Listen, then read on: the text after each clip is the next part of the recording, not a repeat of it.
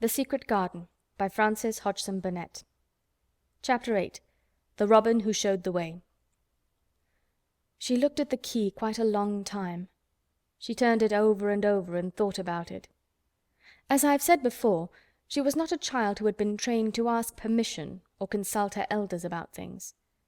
All she thought about the key was that if it was the key to the closed garden, and she could find out where the door was, she could perhaps open it and see what was inside the walls, and what had happened to the old rose-trees. It was because it had been shut up so long that she wanted to see it. It seemed as if it must be different from other places, and that something strange must have happened to it during 10 years. Besides that, if she liked it, she could go into it every day and shut the door behind her, and she could make up some play of her own and play it quite alone, because nobody would ever know where she was, but would think the door was still locked and the key buried in the earth. The thought of that pleased her very much. Living, as it were, all by herself in a house with 100 mysteriously closed rooms, and having nothing whatever to do to amuse herself, had set her inactive brain to working, and was actually awakening her imagination. There is no doubt that the fresh, strong, pure air from the moor had a great deal to do with it. Just as it had given her an appetite, and fighting with the wind had stirred her blood, so the same things had stirred her mind. In India she had always been too hot and languid and weak to care much about anything, but in this place she was beginning to care and to want to do new things. Already she felt less contrary, though she did not know why. She put the key in her pocket and walked up and down her walk. No one but herself ever seemed to come there, so she could walk slowly and look at the wall, or rather at the ivy growing on it. The ivy was the baffling thing.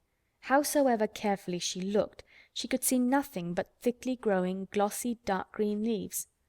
She was very much disappointed. Something of her contrariness came back to her as she paced the walk and looked over it at the tree-tops inside. It seemed so silly, she said to herself, to be near it and not be able to get in. She took the key in her pocket when she went back to the house, and she made up her mind that she would always carry it with her when she went out, so that if she ever should find the hidden door, she would be ready. Mrs. Medlock had allowed Martha to sleep all night at the cottage, but she was back at her work in the morning with cheeks redder than ever and in the best of spirits. "I got up at 4 o'clock," she said. It was pretty on the moor with the birds getting up and the rabbits scampering about and the sun rising. I didn't walk all the way. A man gave me a ride in his cart and I did enjoy myself." She was full of stories of the delights of her day out. Her mother had been glad to see her, and they had got the baking and washing all out of the way. She had even made each of the children a dough-cake with a bit of brown sugar on it. "I had 'em all piping hot when they came in from playing on the moor, and the cottage all smelt of nice, clean, hot bacon, and there was a good fire, and they just shouted for joy. Our Dickon said our cottage was good enough for a king." In the evening they had all sat round the fire, and Martha and her mother had sewed patches on torn clothes and mended stockings, and Martha had told them about the little girl who had come from India and who had been waited on all her life by what Martha called blacks, until she didn't know how to put on her own stockings. They did like to hear about you," said Martha. "They wanted to know all about the blacks and about the ship you came in. I couldn't tell 'em enough." Mary reflected a little. "I'll tell you a great deal more before your next day out," she said, "so that you will have more to talk about. I dare say they would like to hear about riding on elephants and camels, and about the officers going to hunt tigers." "My word!" cried delighted Martha. "It would set 'em clean off their heads. Would tha really do that, miss? It would be same as a wild beast show like we heard they had in York once." "India is quite different from Yorkshire," said Mary slowly as she thought the matter over. "I never thought of that. Did Dickon and your mother like to hear you talk about me?" "Why, our Dickon's eyes nearly started out of his head, they got that round," answered Martha. "But mother, she was put out about your seeming to be all by yourself like. She said, 'Hasn't Mr. Craven got no governess for her, nor no nurse?' And I said, 'No, he hasn't, though Mrs. Medlock says he will when he thinks of it, but she says he mayn't think of it for 2 or 3 years.' 'I don't want a governess,' said Mary sharply. 'But mother says you ought to be learning your book by this time, and you ought to have a woman to look after you, and she says, "Now, Martha, you just think how you'd feel yourself in a big place like that, wandering about all alone and no mother. You do your best to cheer her up," she says, and I said I would." Mary gave her a long, steady look. "You do cheer me up. she said. "I like to hear you talk." Presently Martha went out of the room and came back with something held in her hands under her apron. "What does tha think?" she said with a cheerful grin. "I've bought thee a present." "A present!" exclaimed Mistress Mary. How could a cottage full of 14 hungry people give anyone a present? "A man was driving across the moor peddling," Martha explained, "and he stopped his cart at our door. He had pots and pans and odds and ends, but Mother had no money to buy anything. Just as he was going away, our Elizabeth Ellen called out, 'Mother, he's got skipping ropes with red and blue handles.' And Mother, she calls out quite sudden, 'Here, stop, mister. How much are they?' And he says, 'Tuppence.' And Mother, she began fumbling in her pocket, and she says to me, 'Martha, tha's brought me thy wages like a good lass, and I've got 4 places to put every penny, but I'm just going to take 2pence out of it to buy that child a skipping rope.' And she bought one, and here it is." She brought it out from under her apron and exhibited it quite proudly. It was a strong, slender rope with a striped red and blue handle at each end. But Mary Lennox had never seen a skipping rope before. She gazed at it with a mystified expression. "What is it for?" she asked curiously. "For?" cried out Martha. "Does that mean that they've not got skipping ropes in India, for all they've got elephants and tigers and camels? No wonder most of 'em's black. This is what it's for. Just watch me." And she ran into the middle of the room, and taking a handle in each hand, began to skip and skip and skip, while Mary turned in her chair to stare at her, and the queer faces in the old portraits seemed to stare at her too, and wonder what on earth this common little cottager had the impudence to be doing under their very noses. But Martha did not even see them. The interest and curiosity in Mistress Mary's face delighted her, and she went on skipping and counted as she skipped until she had reached 100. "I could skip longer than that," she said when she stopped. "I've skipped as much as 500 when I was 12, but I wasn't as fat then as I am now, and I was in practice." Mary got up from her chair, beginning to feel excited herself. "It looks nice," she said. "Your mother is a kind woman. Do you think I could ever skip like that?" "You just try it," urged Martha, handing her the skipping rope.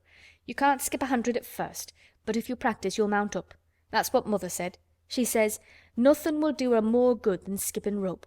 It's the sensiblest toy a child can have. Let her play out in the fresh air skipping, and it'll stretch her legs and arms and give her some strength in 'em." It was plain that there was not a great deal of strength in Mistress Mary's arms and legs when she first began to skip. She was not very clever at it, but she liked it so much that she did not want to stop. "Put on thy things and run and skip out of doors," said Martha. "Mother said I must tell you to keep out of doors as much as you could, even when it rains a bit, so as thou wrap up warm." Mary put on her coat and hat and took her skipping rope over her arm. She opened the door to go out, and then suddenly thought of something, and turned back rather slowly. "Martha," she said, "they were your wages. It was your 2 pence, really. Thank you." She said it stiffly, because she was not used to thanking people, or noticing that they did things for her. "Thank you," she said, and held out her hand, because she did not know what else to do. Martha gave her hand a clumsy little shake, as if she was not accustomed to this sort of thing either. Then she laughed. "That a queer old womanish thing," she said. "If that'd been our Elizabeth Ellen, that'd have given me a kiss." Mary looked stiffer than ever. "Do you want me to kiss you?" Martha laughed again. "Nay, not me," she answered.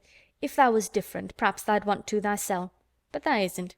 Run off outside and play with thy rope." Mistress Mary felt a little awkward as she went out of the room. Yorkshire people seemed strange, and Martha was always rather a puzzle to her.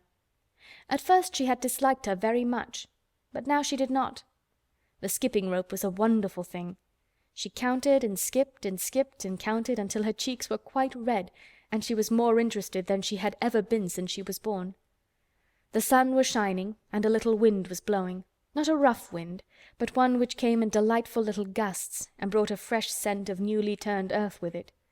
She skipped round the fountain garden, and up one walk and down another.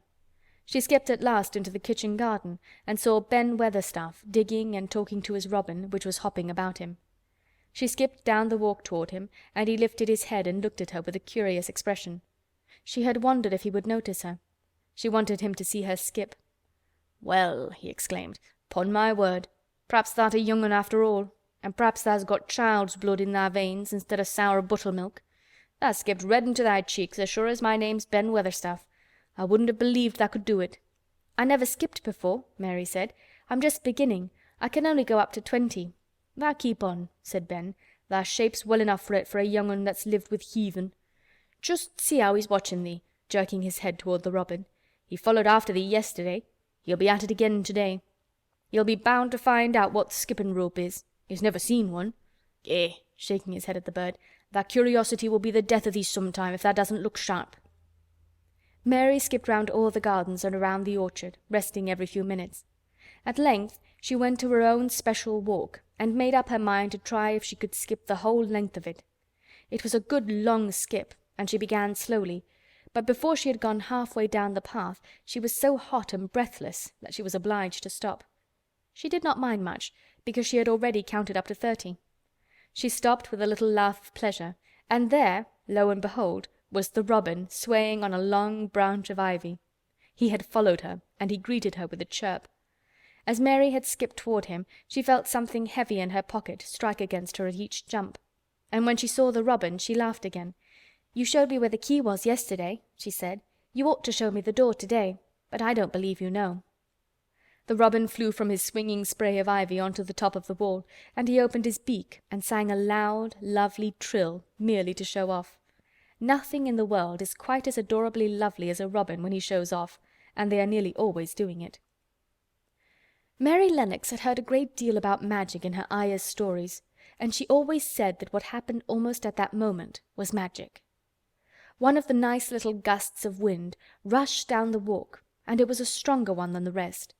It was strong enough to wave the branches of the trees, and it was more than strong enough to sway the trailing sprays of untrimmed ivy hanging from the wall. Mary had stepped close to the robin, and suddenly the gust of wind swung aside some loose ivy trails, and more suddenly still she jumped toward it and caught it in her hand. This she did because she had seen something under it, a round knob which had been covered by the leaves hanging over it. It was the knob of a door. She put her hands under the leaves and began to pull and push them aside. Thick as the ivy hung, it nearly all was a loose and swinging curtain, though some had crept over wood and iron. Mary's heart began to thump and her hands to shake a little in her delight and excitement. The robin kept singing and twittering away and tilting his head on one side as if he were as excited as she was. What was this under her hands, which was square and made of iron, and which her fingers found a hole in? It was the lock of the door which had been closed 10 years, and she put her hand in her pocket, drew out the key, and found it fitted the keyhole. She put the key in and turned it.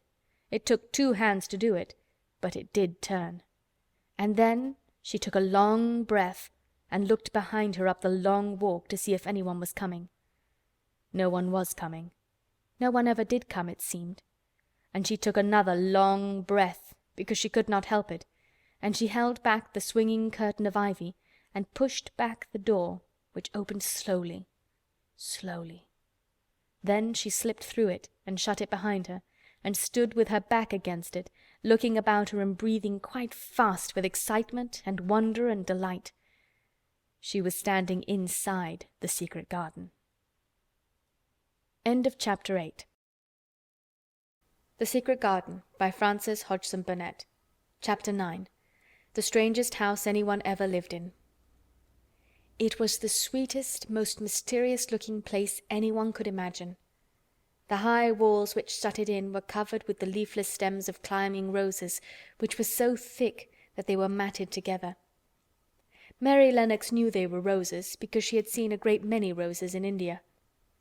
All the ground was covered with grass of a wintry brown, and out of it grew clumps of bushes, which were surely rose bushes if they were alive. There were numbers of standard roses which had so spread their branches that they looked like little trees. There were other trees in the garden, and one of the things which made the place look strangest and loveliest was that climbing roses had run all over them and swung down long tendrils which made light swaying curtains, and here and there they caught at each other or at a far-reaching branch, and had crept from one tree to another and made lovely bridges of themselves.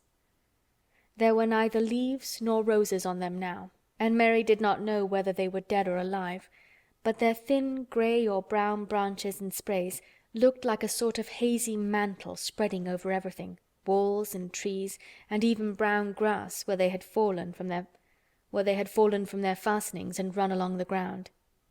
It was this hazy tangle from tree to tree which made it all look so mysterious.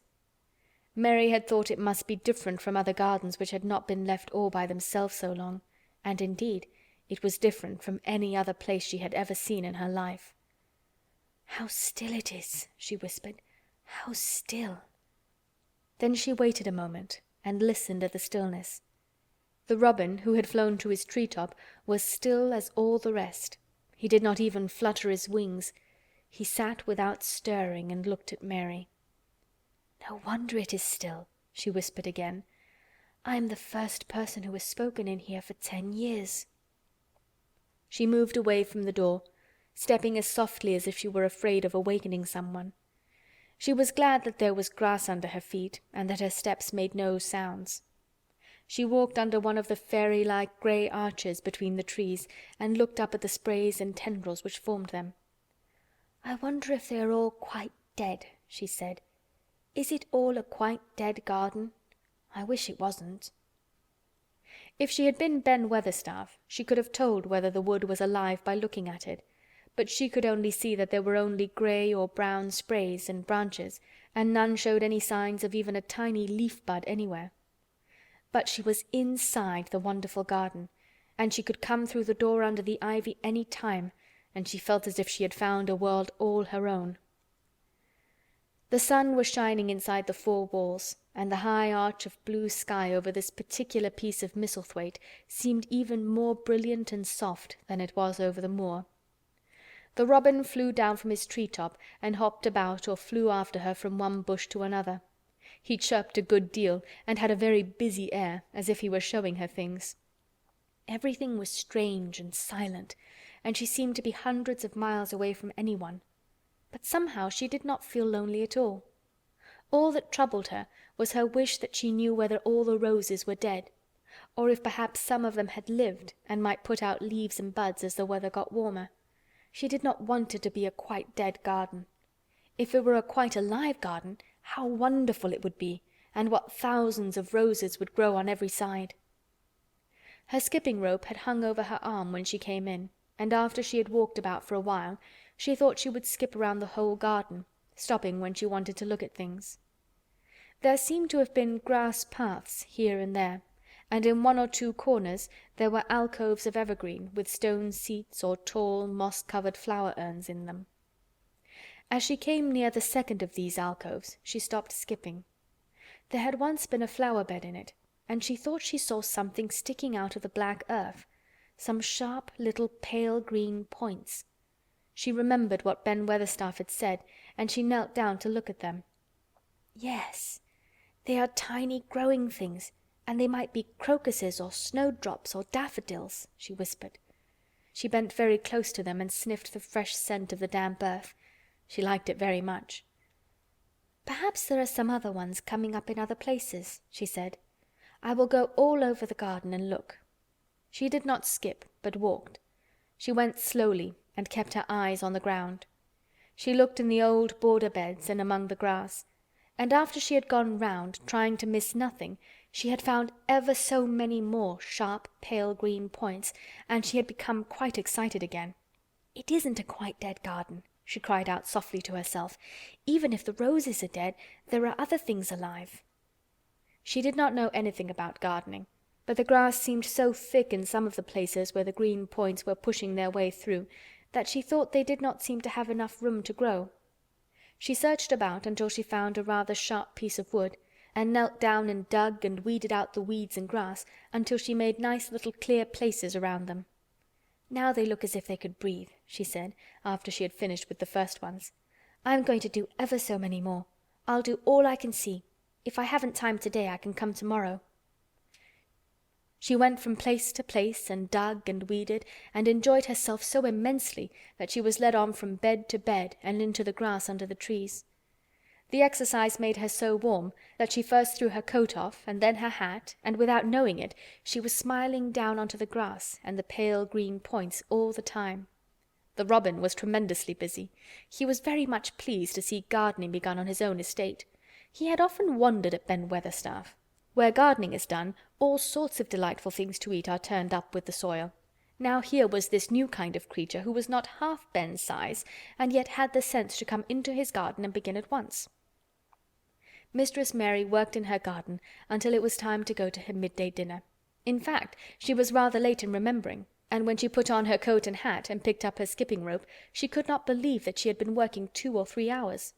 She had been actually happy all the time, and dozens of the tiny pale green points were to be seen in cleared places, looking twice as cheerful as they had looked before, when the grass and weeds had been smothering them.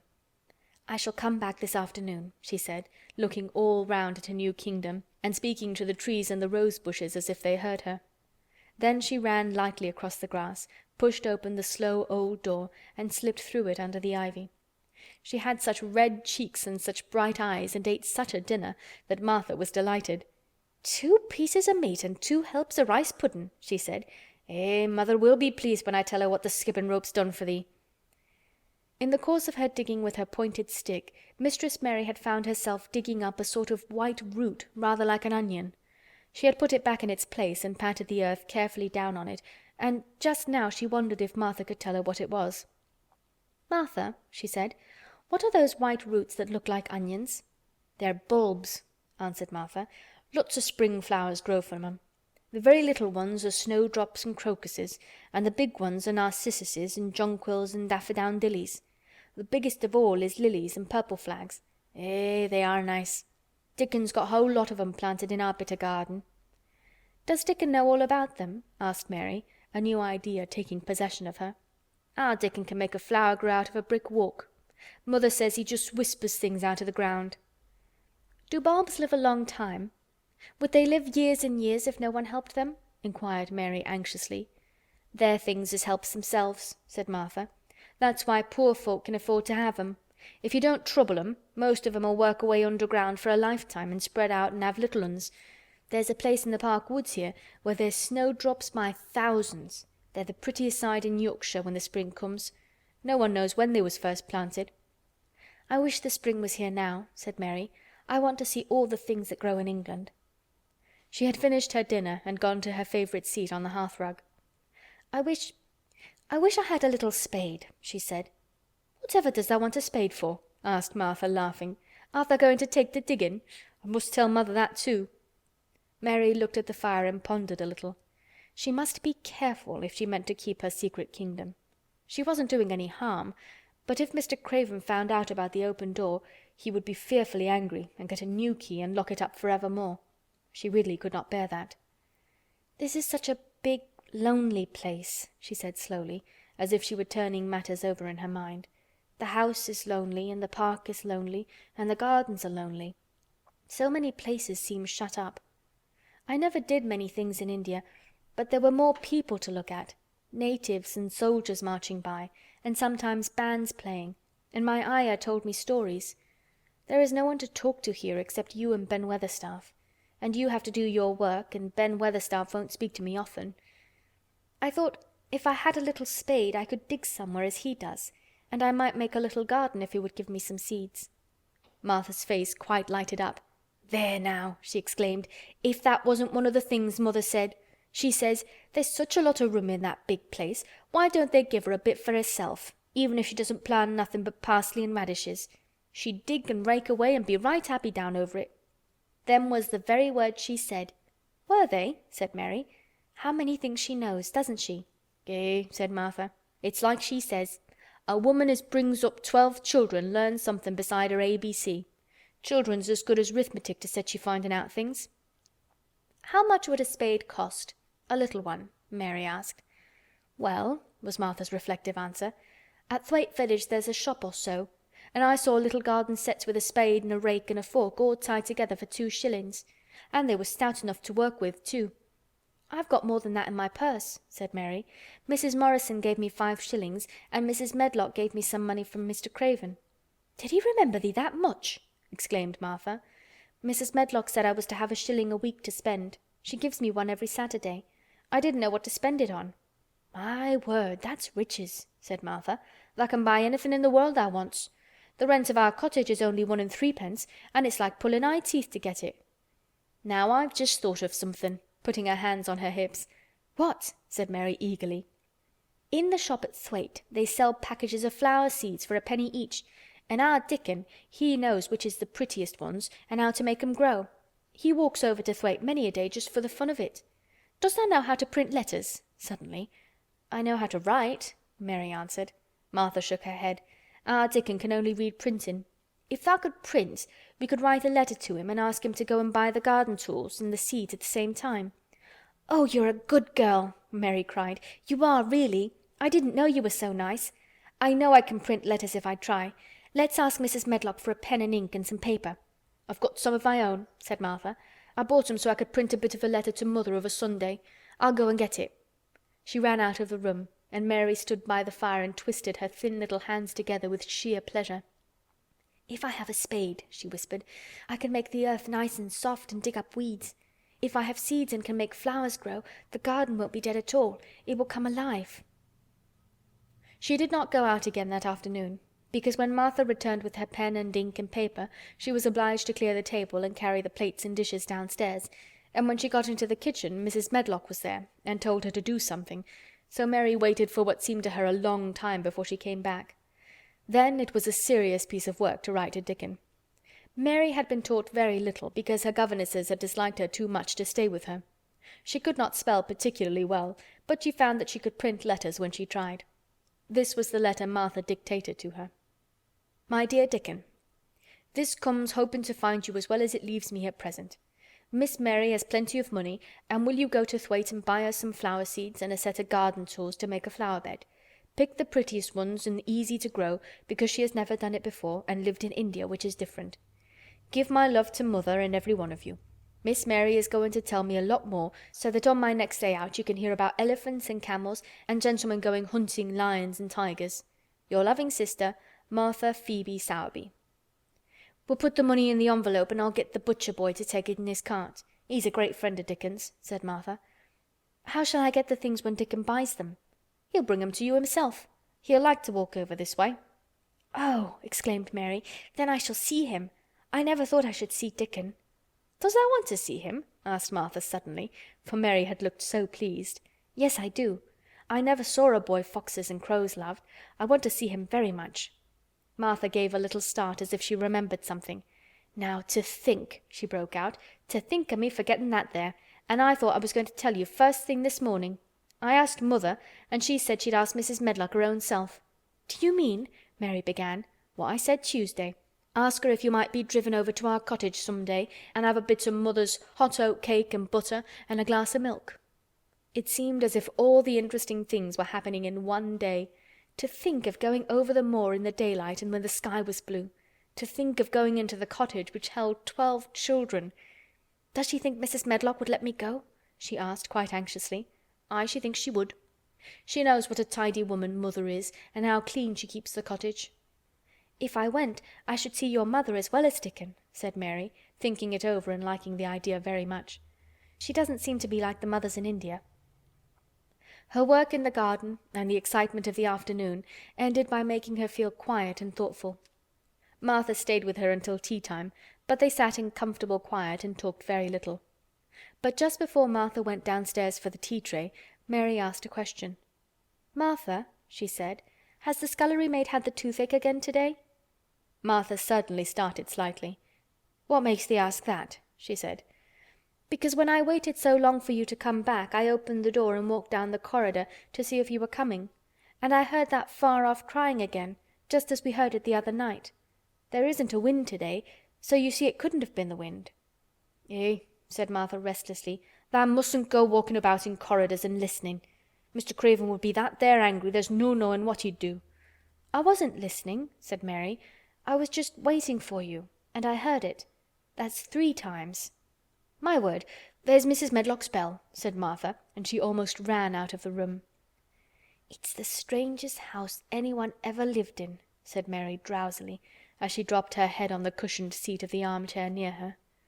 Fresh air and digging and skipping rope had made her feel so comfortably tired that she fell asleep.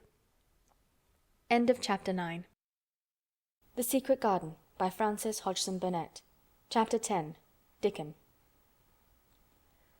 The sun shone down for nearly a week on the secret garden. The secret garden was what Mary called it when she was thinking of it. She liked the name, and she liked still more the feeling that when its beautiful old walls shut her in, no one knew where she was. It seemed almost like being shut out of the world in some fairy place. The few books she had read and liked had been fairy story books, and she had read of secret gardens in some of the stories. Sometimes people went to sleep in them for 100 years, which she had thought must be rather stupid. She had no intention of going to sleep, and in fact she was becoming wider awake every day which passed at Misselthwaite. She was beginning to like to be out of doors. She no longer hated the wind, but enjoyed it. She could run faster and longer, and she could skip up to 100. The bulbs in the secret garden must have been much astonished. Such nice clear places were made round them that they had all the breathing space they wanted, and really, if Mistress Mary had known it, they began to cheer up under the dark earth and work tremendously. The sun could get at them and warm them, and when the rain came down it could reach them at once, so they began to feel very much alive. Mary was an odd, determined little person, and now she had something interesting to be determined about, she was very much absorbed indeed. She worked and dug and pulled up weeds steadily, only becoming more pleased with her work every hour instead of tiring of it. It seemed to her like a fascinating sort of play. She found many more of the sprouting pale green points than she had ever hoped to find. They seemed to be starting up everywhere, and each day she was sure she found tiny new ones, some so tiny that they barely peeped above the earth. There were so many that she remembered what Martha had said about the snowdrops by the thousands, and about bulbs spreading and making new ones. These had been left to themselves for 10 years, and perhaps they had spread, like the snowdrops, into thousands. She wondered how long it would be before they showed that they were flowers. Sometimes she stopped digging to look at the garden and tried to imagine what it would be like when it was covered with thousands of lovely things in bloom. During that week of sunshine she became more intimate with Ben Weatherstaff. She surprised him several times by seeming to start up beside him as if she sprang out of the earth. The truth was that she was afraid that he would pick up his tools and go away if he saw her coming, so she always walked toward him as silently as possible. But in fact he did not object to her as strongly as he had at first. Perhaps he was secretly rather flattered by her evident desire for his elderly company. Then, also, she was more civil than she had been. He did not know that when she first saw him she spoke to him as she would have spoken to a native, and had not known that a cross, sturdy old Yorkshire man was not accustomed to salaam his masters and be merely commanded by them to do things. "Thou'rt like the robin," he said to her one morning when he lifted his head and saw her standing by him. "I never knows when I shall see thee, or which side thou'll come from." "He's friends with me now," said Mary. "That's like him," snapped Ben Weatherstaff. "Making up to the women folk just for vanity and flightiness. There's nothing he wouldn't do for the sake of showing off and flirting his tail feathers. He's as full of pride as an egg's full of meat." He very seldom talked much, and sometimes did not even answer Mary's questions except by a grunt, but this morning he said more than usual. He stood up and rested one hobnailed boot on the top of his spade while he looked her over. "How long has tha been here?" he jerked out. "I think it's about a month," she answered. "Tha's beginning to do Misselthwaite credit," he said. "Tha's a bit fatter than tha was, and tha's not quite so yeller. Tha looked like a young plucked crow when tha first came into this garden. Thinks I to myself, I never set eyes on an uglier, sour-faced young'un." Mary was not vain, and as she had never thought much of her looks, she was not greatly disturbed. "I know I'm fatter," she said. "My stockings are getting tighter. They used to make wrinkles. There's the robin, Ben Weatherstaff." There indeed was the robin, and she thought he looked nicer than ever. His red waistcoat was as glossy as satin, and he flirted his wings and tail, and tilted his head, and hopped about with all sorts of lively graces. He seemed determined to make Ben Weatherstaff admire him, but Ben was sarcastic. "Aye, there tha'rt," he said. "Tha can put up with me for a bit sometimes when tha's got no one better. Tha's been reddening up thy waistcoat and polishing thy feathers this 2 weeks. I know what tha's up to. Tha's courting some bold young madam somewhere, telling thy lies to her about being the finest cock robin on Missel Moor and ready to fight all the rest of them." "Oh, look at him!" exclaimed Mary. The robin was evidently in a fascinating, bold mood. He hopped closer and closer and looked at Ben Weatherstaff more and more engagingly. He flew to the nearest currant bush and tilted his head and sang a little song right at him. "Tha thinks tha'll get over me by doing that," said Ben, wrinkling his face up in such a way that Mary felt sure he was trying not to look pleased. "Tha thinks no one can stand out against thee. That's what tha thinks." The robin spread his wings. Mary could scarcely believe her eyes. He flew right up to the handle of Ben Weatherstaff's spade and alighted on the top of it. Then the old man's face wrinkled itself slowly into a new expression. He stood still as if he were afraid to breathe, as if he would not have stirred for the world, lest his robin should start away. He spoke quite in a whisper.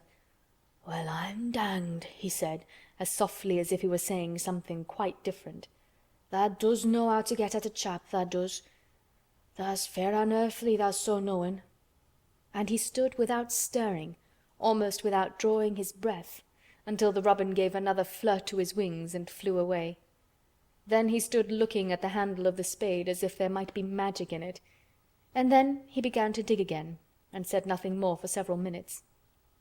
But because he kept breaking into a slow grin now and then, Mary was not afraid to talk to him. "Have you a garden of your own?" she asked.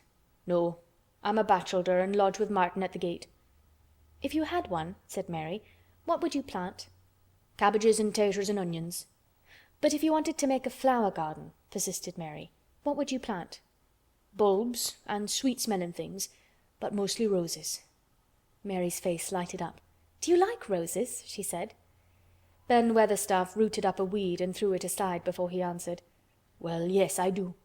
I was learned that by a young lady I was gardener to. She had a lot in a place she was fond of, and she loved 'em like they was children, or robins. I've seen her bend over and kiss 'em." He dragged out another weed and scowled at it. "That were as much as 10 year ago." "Where is she now?" asked Mary, much interested. "Heaven," he answered, and drove his spade deep into the soil, "'cordin' to what parson says." "What happened to the roses?" Mary asked again, more interested than ever. "They was left to themselves." Mary was becoming quite excited. "Did they quite die? Do roses quite die when they are left to themselves?" she ventured. "Well, I'd got to like 'em, and I liked her, and she liked 'em," Ben Weatherstaff admitted reluctantly. "Once or twice a year I'd go and work at 'em a bit, prune 'em and dig about the roots. They run wild, but they was in rich soil, so some of 'em lived." "When they have no leaves and look grey and brown and dry, how can you tell whether they are dead or alive?" inquired Mary. "Wait till the spring gets at 'em. Wait till the sun shines on the rain and the rain falls on the sunshine, and then tha'll find out." "How? How?" cried Mary, forgetting to be careful. "Look along the twigs and branches, and if tha see a bit of a brown lump swellin' here and there, watch it after the warm rain and see what happens." He stopped suddenly and looked curiously at her eager face. "Why does tha care so much about roses and such all of a sudden?" he demanded. Mistress Mary felt her face grow red. She was almost afraid to answer. I want to play that I have a garden of my own," she stammered. There is nothing for me to do. I have nothing, and no one." "Well," said Ben Weatherstaff slowly as he watched her, "that's true. Tha hasn't." He said it in such an odd way that Mary wondered if he was actually a little sorry for her. She had never felt sorry for herself. She had only felt tired and cross because she disliked people and things so much. But now the world seemed to be changing and getting nicer. If no one found out about the secret garden, she should enjoy herself always. She stayed with him for 10 or 15 minutes longer and asked him as many questions as she dared. He answered every one of them in his queer grunting way, and did not seem really cross, and did not pick up his spade and leave her. He said something about roses just as she was going away, and it reminded her of the ones he had said he had been fond of. "Do you go and see those other roses now?" she asked. "Not been this year. My rheumatics has made me too stiff in the joints." He said it in his grumbling voice, and then quite suddenly he seemed to get angry with her, though she did not see why he should. "Now look here," he said sharply. "Don't tha ask so many questions. Thou'rt the worst wench for asking questions I've ever come across. Get thee gone and play thee. I've done talking for today." And he said it so crossly that she knew there was not the least use in staying another minute. She went skipping slowly down the outside walk, thinking him over and saying to herself that, queer as it was, here was another person whom she liked, in spite of his crossness. She liked old Ben Weatherstaff. Yes, she did like him. She always wanted to try to make him talk to her. Also, she began to believe that he knew everything in the world about flowers. There was a laurel-hedged walk which curved round the secret garden and ended at a gate which opened into a wood in the park. She thought she would slip round this walk and look into the wood and see if there were any rabbits hopping about. She enjoyed the skipping very much, and when she reached the little gate, she opened it and went through, because she heard a low, peculiar whistling sound and wanted to find out what it was. It was a very strange thing indeed. She quite caught her breath as she stopped to look at it. A boy was sitting under a tree with his back against it, playing on a rough wooden pipe. He was a funny-looking boy about 12. He looked very clean, and his nose turned up, and his cheeks were as red as poppies, and never had Mistress Mary seen such round and such blue eyes in any boy's face. And on the trunk of the tree he leaned against, a brown squirrel was clinging and watching him, and from behind a bush near by a cock-pheasant was delicately stretching his neck to peep out, and quite near him were 2 rabbits sitting up and sniffing with tremulous noses, and it actually appeared as if they were all drawing near to watch him and listen to the strange, low little call his pipe seemed to make. When he saw Mary, he held up his hand and spoke to her in a voice almost as low as, and rather like, his piping. "Don't tha move," he said. "It'd flight 'em." Mary remained motionless. He stopped playing his pipe and began to rise from the ground. He moved so slowly that it scarcely seemed as though he were moving at all. But at last he stood on his feet, and then the squirrel scampered back up into the branches of his tree, the pheasant withdrew his head, and the rabbits dropped on all fours and began to hop away, though not at all as if they were frightened. "I'm Dickon," the boy said. "I know thou'rt Miss Mary." Then Mary realized that somehow she had known at first that he was Dickon.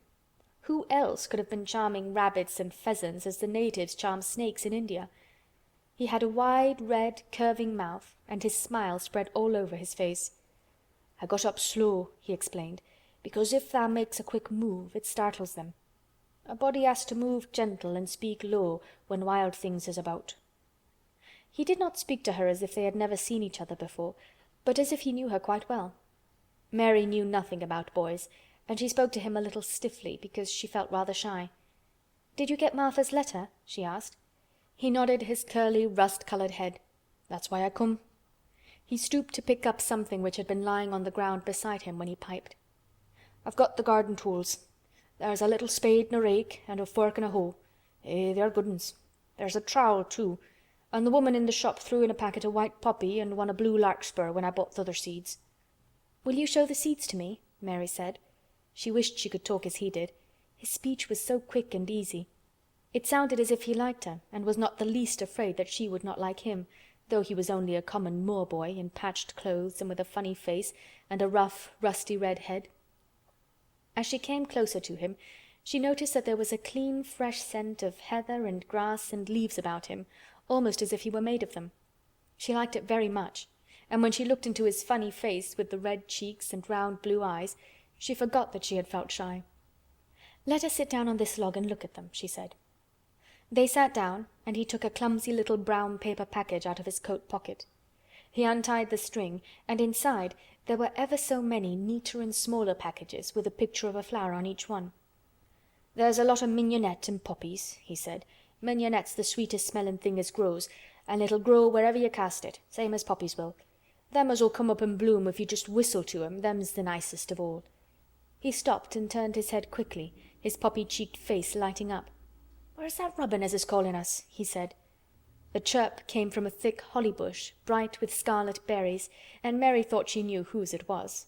"Is it really calling us?" she asked. "Aye," said Dickon, as if it was the most natural thing in the world. "He's calling someone he's friends with. That's same as saying, 'Here I am, look at me. I wants a bit of a chat.' There he is in the bush. Whose is he?" "He's Ben Weatherstaff's, but I think he knows me a little," answered Mary. "Aye, he knows thee," said Dickon in his low voice again. "An' he likes thee. He's took thee on. He'll tell me all about thee in a minute." He moved quite close to the bush with the slow movement Mary had noticed before, and then he made a sound almost like the robin's own twitter. The robin listened a few seconds intently, and then answered quite as if he were replying to a question.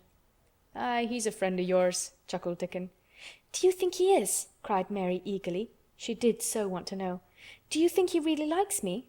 "He wouldn't come near thee if he didn't," answered Dickon. "Birds is rare choosers, and a robin can flout a body worse than a man. See, he's making up to thee now. Cannot tha see a chap, he's saying?" And it really seemed as if it must be true. He so sidled and twittered and tilted as he hopped on his bush. "Do you understand everything birds say?" said Mary. Dickon's grin spread until he seemed all wide red curving mouth, and he rubbed his rough head. "I think I do, and they think I do," he said. "I've lived on the moor with 'em so long. I've watched 'em break shell and come out and fledge and learn to fly and begin to sing, till I think I'm one of 'em. Sometimes I think p'raps I'm a bird or a fox or a rabbit or a squirrel or even a beetle, and I don't know it." He laughed and came back to the log and began to talk about the flower seeds again. He told her what they looked like when they were flowers. He told her how to plant them and watch them and feed and water them. "See here," he said suddenly, turning round to look at her. "I'll plant them for thee myself. Where is thy garden?" Mary's thin hands clutched each other as they lay on her lap. She did not know what to say, so for a whole minute she said nothing. She had never thought of this. She felt miserable. And she felt as if she went red and then pale. "Tha's got a bit of garden, hasn't tha?" Dickon said. It was true that she had turned red and then pale. Dickon saw her do it, and as she still said nothing, he began to be puzzled. "Wouldn't they give thee a bit?" he asked. "Hasn't tha got any yet?" She held her hands tighter and turned her eyes toward him. "I don't know anything about boys," she said slowly. "Could you keep a secret if I told you one? It's a great secret. I don't know what I should do if anyone found it out. I believe I should die." She said the last sentence quite fiercely. Dickon looked more puzzled than ever, and even rubbed his hand over his rough head again, but he answered quite good-humoredly. "I'm keeping secrets all the time," he said. "If I couldn't keep secrets from th' other lads, secrets about foxes' cubs and birds' nests and wild things' holes, there'd be naught safe on the moor. Aye, I can keep secrets." Mistress Mary did not mean to put out her hand and clutch his sleeve, but she did it. "I've stolen a garden," she said very fast. "It isn't mine. It isn't anybody's. Nobody wants it. Nobody cares for it. Nobody ever goes into it. Perhaps everything is dead in it already. I don't know." She began to feel hot and as contrary as she had ever felt in her life. "I don't care. I don't care. Nobody has any right to take it from me when I care about it and they don't. They're letting it die all shut in by itself," she ended passionately, and she threw her arms over her face and burst out crying. Poor little Mistress Mary. Dickon's curious blue eyes grew rounder and rounder. "Eh!" he said, drawing his exclamation out slowly, and the way he did it meant both wonder and sympathy. "I've nothing to do," said Mary. "Nothing belongs to me. I found it myself and I got into it myself. I was only just like the robin, and they wouldn't take it from the robin." "Where is it?" asked Dickon in a dropped voice. Mistress Mary got up from the log at once. She knew she felt contrary again, and obstinate, and she did not care at all. She was imperious and Indian, and at the same time hot and sorrowful. "Come with me and I'll show you," she said.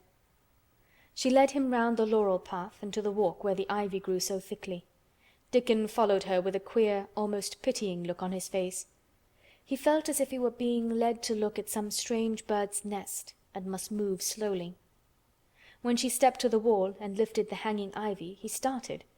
There was a door, and Mary pushed it slowly open, and they passed in together. And then Mary stood and waved her hand round defiantly. "It's this," she said. "It's a secret garden, and I'm the only one in the world who wants it to be alive."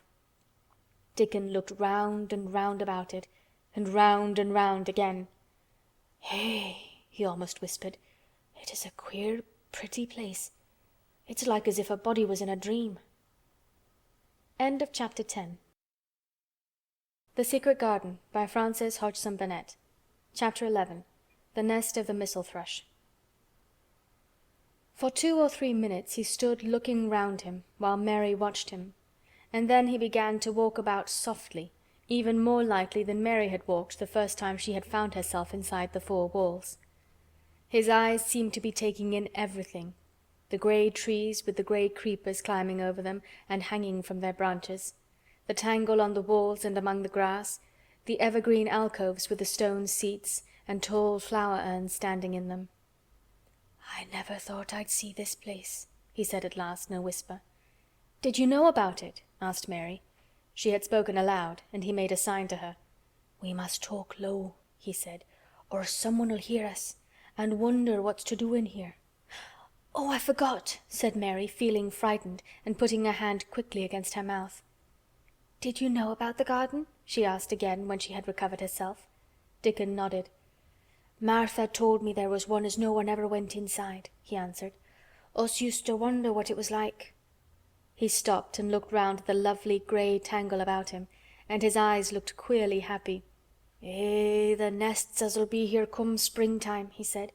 "It'd be the safest nesting place in England. No one ever comin' near, and tangles o' trees and roses to build in. I wonder all the birds on the moor don't build here." Mistress Mary put her hand on his arm again without knowing it. "Will there be roses?" she whispered. "Can you tell? I thought perhaps they were all dead." No, not them. Not all of 'em," he answered. "Look here." He stepped over to the nearest tree, an old, old one with grey lichen all over its bark, but upholding a curtain of tangled sprays and branches. He took a thick knife out of his pocket and opened one of its blades. "There's lots of dead wood as ought to be cut out," he said, "and there's a lot of old wood, but it made some new last year. This here's a new bit," and he touched a shoot which looked brownish green instead of hard, dry grey. Mary touched it herself in an eager, reverent way. "That one?" she said. "Is that one quite alive? Quite?" Dickon curved his wide, smiling mouth. "It's as wick as you or me," he said, and Mary remembered that Martha had told her that wick meant alive or lively. "I'm glad it's wick," she cried out in her whisper. "I want them all to be wick. Let us go round the garden and count how many wick ones there are." She quite panted with eagerness, and Dickon was as eager as she was. They went from tree to tree and from bush to bush. Dickon carried his knife in his hand and showed her things which she thought wonderful. "They've run wild," he said, "but the strongest ones have fair thrived on it. The delicatest ones has died out, but t'others has growed and spread till they's a wonder. See here," and he pulled down a thick, grey, dry-looking branch. "A body might think this was dead wood, but I don't believe it is, down to the root. I'll cut it down low and see." He knelt and with his knife cut the lifeless-looking branch through, not far above the earth. "There," he said exultantly. "I told thee so. There's green in that wood yet. Look at it." Mary was down on her knees before he spoke, gazing with all her might. "When it looks a bit greenish and juicy like that, it's wick," he explained. "When th' inside is dry and breaks easy, like this here piece I've cut off, it's done for. There's a big root here as all this live wood sprang out of, and if t'old wood's cut off and it's dug round and took care of, there'll be—" He stopped and lifted his face to look up at the climbing and hanging sprays above him. "There'll be a fountain o' roses here this summer." They went from bush to bush and from tree to tree. He was very strong and clever with his knife, and knew how to cut the dry and dead wood away, and could tell when an unpromising bough or twig had still green life in it. In the course of half an hour Mary thought she could tell too, and when he cut through a lifeless-looking branch she would cry out joyfully under her breath when she caught sight of the least shade of moist green. The spade and hoe and fork were very useful.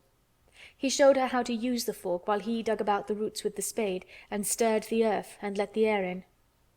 They were working industriously round one of the biggest standard roses when he caught sight of something which made him utter an exclamation of surprise. "Why!" he cried, pointing to the grass a few feet away. "Who did that there?" It was one of Mary's own little clearings round the pale green points. "I did it," said Mary. "Why, I thought tha' didn't know nothin' about gardening," he exclaimed. "I don't," she answered, "but they were so little and the grass was so thick and strong and they looked as if they had no room to breathe, so I made a place for them. I don't even know what they are." Dickon went and knelt down by them, smiling his wide smile. "Tha' was right," he said. "A gardener couldn't have told thee better. They'll grow now like Jack's beanstalk. They're crocuses and snowdrops, and these here is narcissuses," turning to another patch, "and here's daffodowndillies.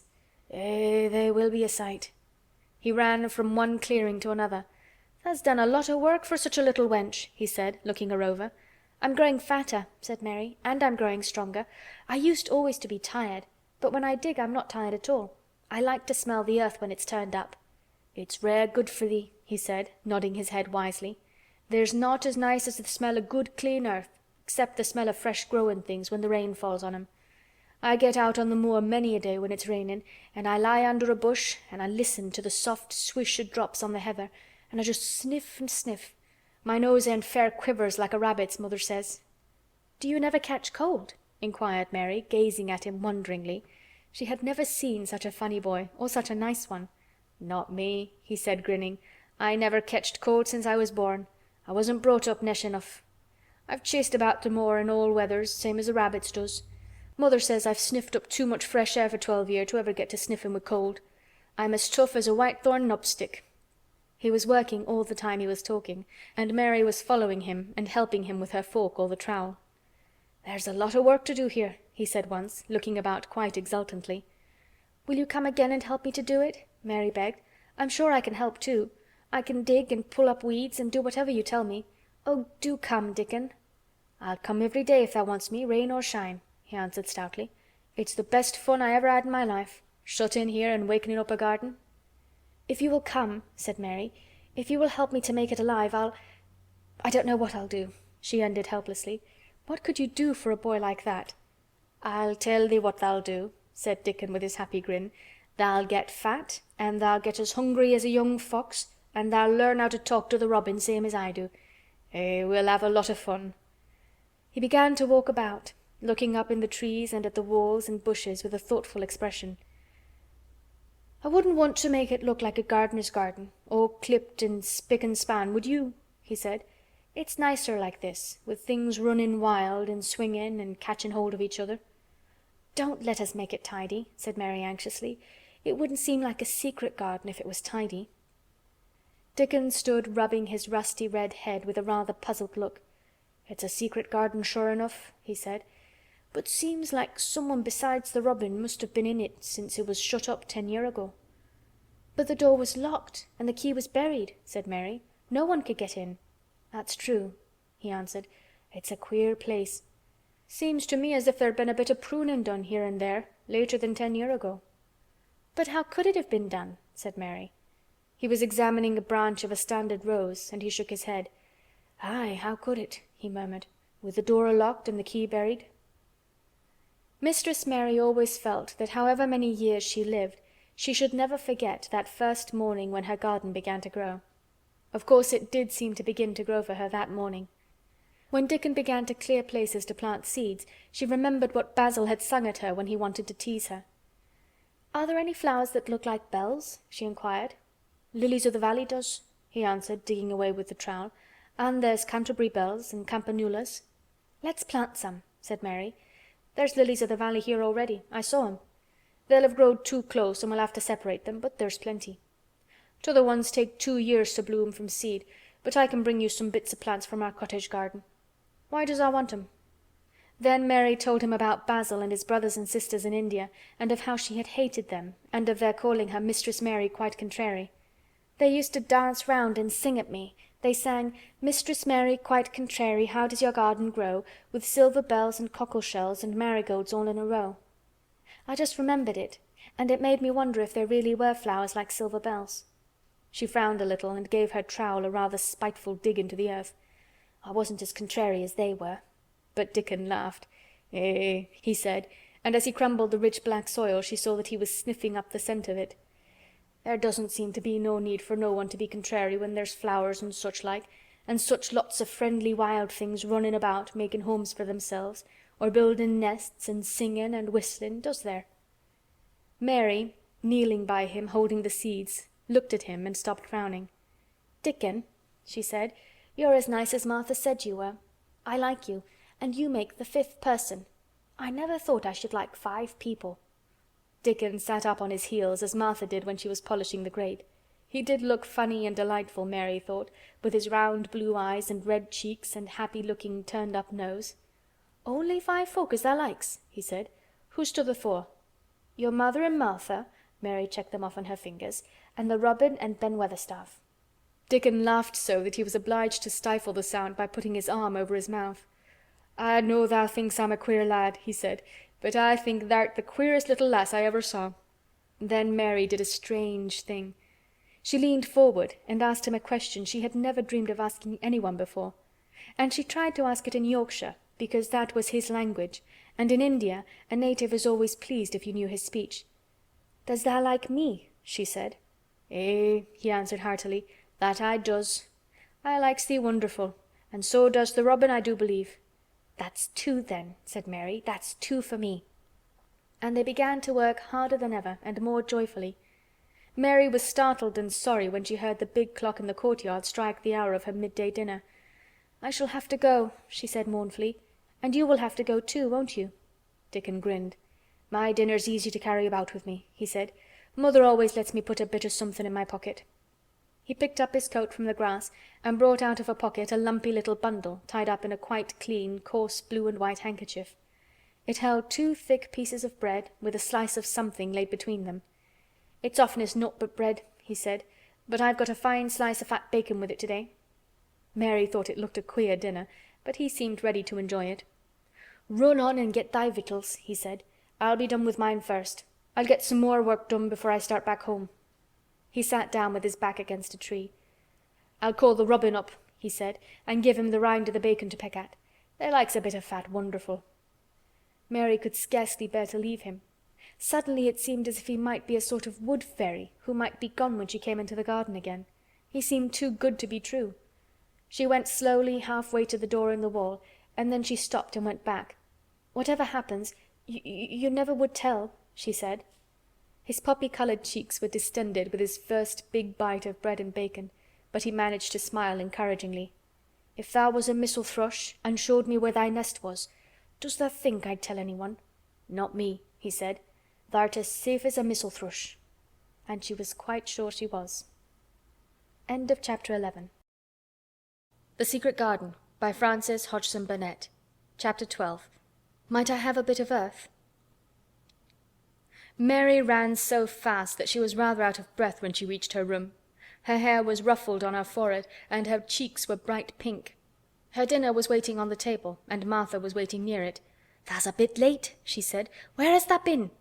"I've seen Dickon," said Mary. "I've seen Dickon." "I knew he'd come," said Martha exultantly. "How does tha like him?" I think he's beautiful," said Mary in a determined voice. Martha looked rather taken aback, but she looked pleased too. "Well," she said, "he's the best lad as ever was born, but us never thought he was handsome. His nose turns up too much." "I like it to turn up," said Mary. "And his eyes is so round," said Martha, a trifle doubtful, "though they're a nice colour."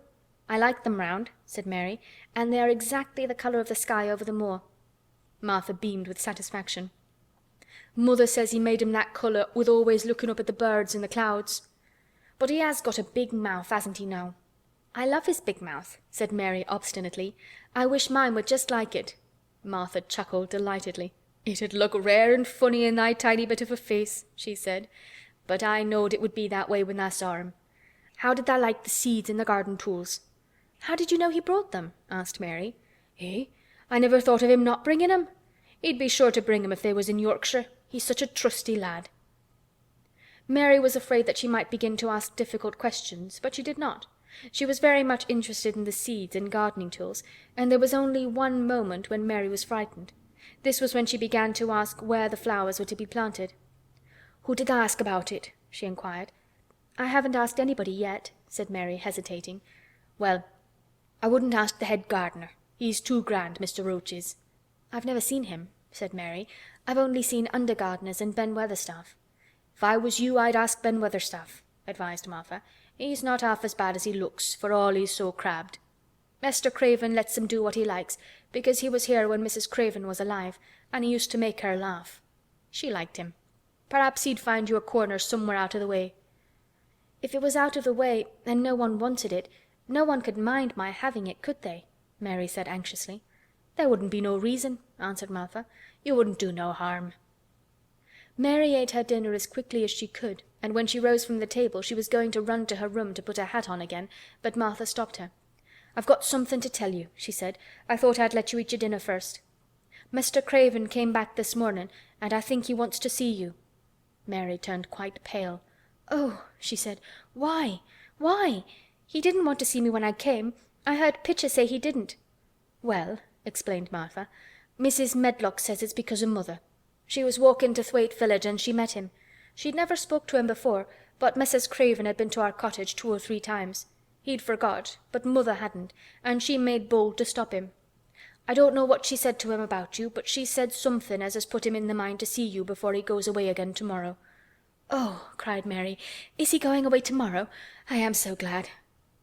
"He's going for a long time. He mayn't come back till autumn or winter. He's going to travel in foreign places. He's always doing it." "Oh, I'm so glad, said Mary thankfully. If he did not come back until winter, or even autumn, there would be time to watch the secret garden come alive. Even if he found out then and took it away from her, she would have had that much at least. "When do you think you will want to see—" She did not finish the sentence because the door opened and Mrs. Medlock walked in. She had on her best black dress and cap, and her collar was fastened with a large brooch with a picture of a man's face on it. It was a colored photograph of Mr. Medlock, who had died years ago, and she always wore it when she was dressed up. She looked nervous and excited. "Your hair's rough," she said quickly. "Go and brush it. Martha, help her to slip on her best dress. Mr. Craven sent me to bring her to him in his study." All the pink left Mary's cheeks. Her heart began to thump, and she felt herself changing into a stiff, plain, silent child again. She did not even answer Mrs. Medlock, but turned and walked into her bedroom, followed by Martha. She said nothing while her dress was changed and her hair brushed, and after she was quite tidy, she followed Mrs. Medlock down the corridors in silence. What was there for her to say? She was obliged to go and see Mr. Craven, and he would not like her, and she would not like him. She knew what he would think of her.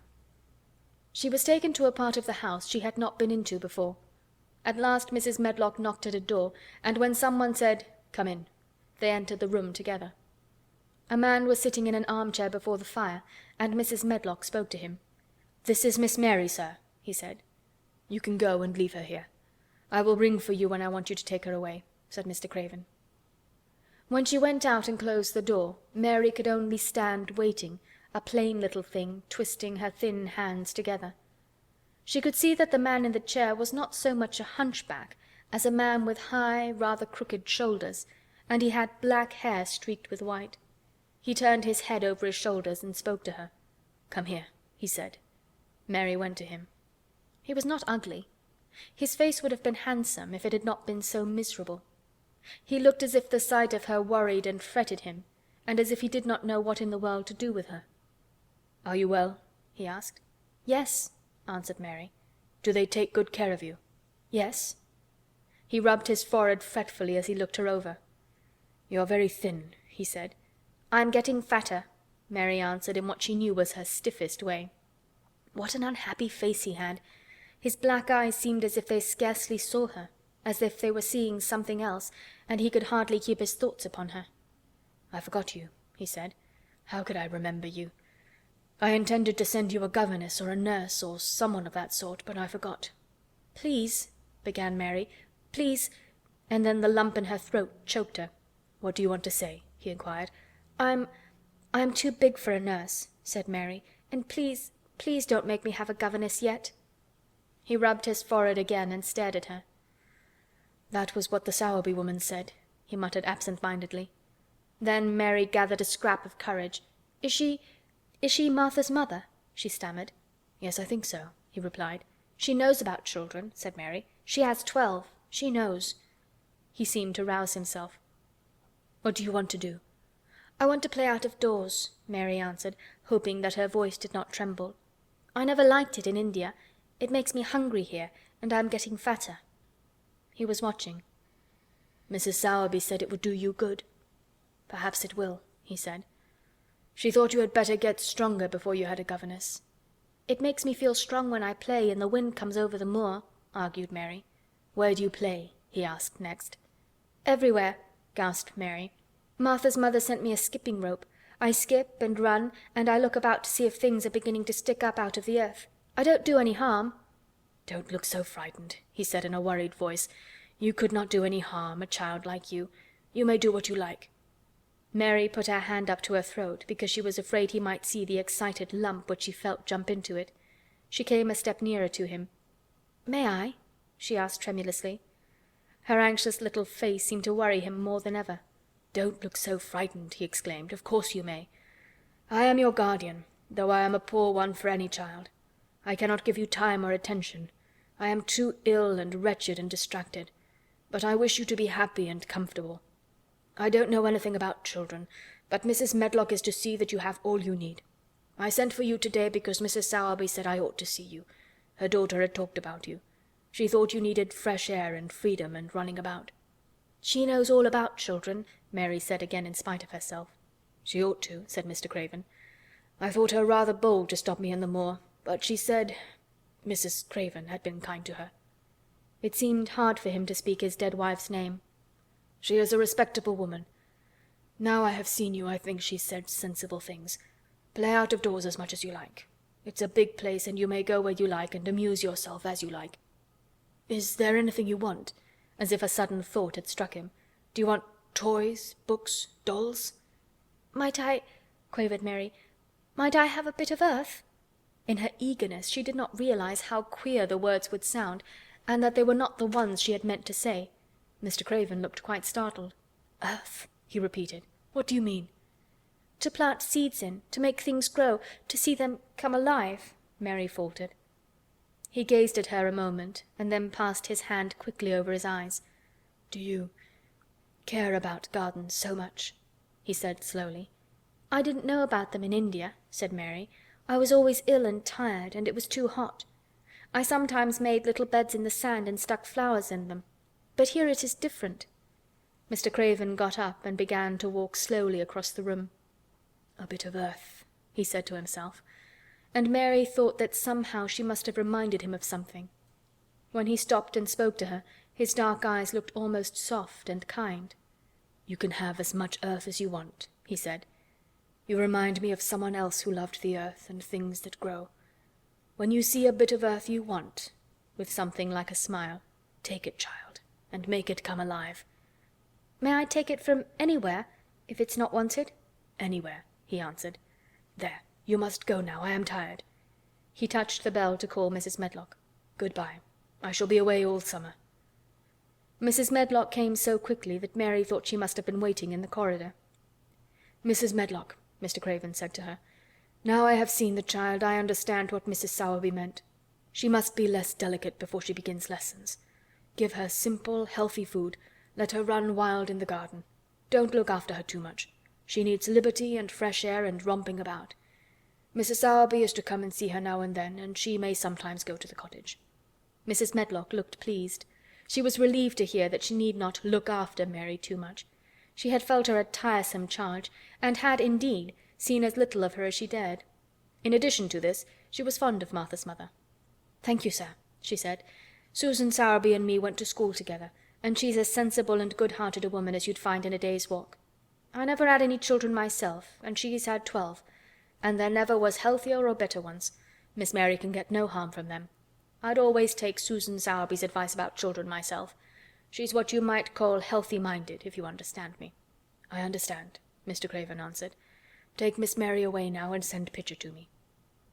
When Mrs. Medlock left her at the end of her own corridor, Mary flew back to her room. She found Martha waiting there. Martha had, in fact, hurried back after she had removed the dinner service. "I can have my garden," cried Mary. "I may have it where I like. I am not going to have a governess for a long time. Your mother is coming to see me, and I may go to your cottage. He says a little girl like me could not do any harm, and I may do what I like anywhere." "Eh?" said Martha delightedly. "That was nice of him, wasn't it?" "Martha," said Mary solemnly, "he is really a nice man, only his face is so miserable, and his forehead is all drawn together." She ran as quickly as she could to the garden. She had been away so much longer than she had thought she should, and she knew Dickon would have to set out early on his 5-mile walk. When she slipped through the door under the ivy, she saw that he was not working where she had left him. The gardening tools were laid together under a tree. She ran to them, looking all around the place, but there was no Dickon to be seen. He had gone away, and the secret garden was empty, except for the robin who had just flown across the wall and sat on a standard rose-bush watching her. "He's gone," she said woefully. "Oh, was he only a wood fairy?" Something white fastened to the standard rose-bush caught her eye. It was a piece of paper. In fact, it was a piece of the letter she had printed for Martha to send to Dickon. It was fastened on the bush with a long thorn, and in a minute she knew Dickon had left it there. There were some roughly printed letters on it, and a sort of picture. At first she could not tell what it was. Then she saw it was meant for a nest with a bird sitting on it. Underneath were the printed letters, and they said, "I will come back." End of chapter 12. The Secret Garden by Frances Hodgson Burnett. Chapter 13. I am Colin. Mary took the picture back to the house when she went to her supper, and she showed it to Martha. "Eh?" said Martha with great pride. "I never knew our Dickon was as clever as that. That there's a picture of a mistle thrush on her nest, as large as life and twice as natural." Then Mary knew Dickon had meant the picture to be a message. He had meant that she might be sure he would keep her secret. Her garden was her nest, and she was like a mistle thrush. Oh, how she did like that queer common boy!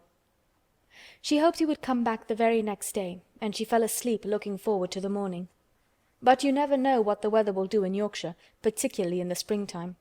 She was awakened in the night by the sound of rain beating with heavy drops against her window. It was pouring down in torrents, and the wind was wuthering round the corners and in the chimneys of the huge old house. Mary sat up in bed and felt miserable and angry. "The rain is as contrary as I ever was," she said. "It came because it knew I did not want it." She threw herself back on her pillow and buried her face. She did not cry, but she lay and hated the sound of the heavily beating rain. She hated the wind and its wuthering. She could not go to sleep again. The mournful sound kept her awake because she felt mournful herself. If she had felt happy, it would probably have lulled her to sleep. How it wuthered, and how the big raindrops poured down and beat against the pane. "It sounds just like a person lost on the moor and wandering on and on, crying," she said.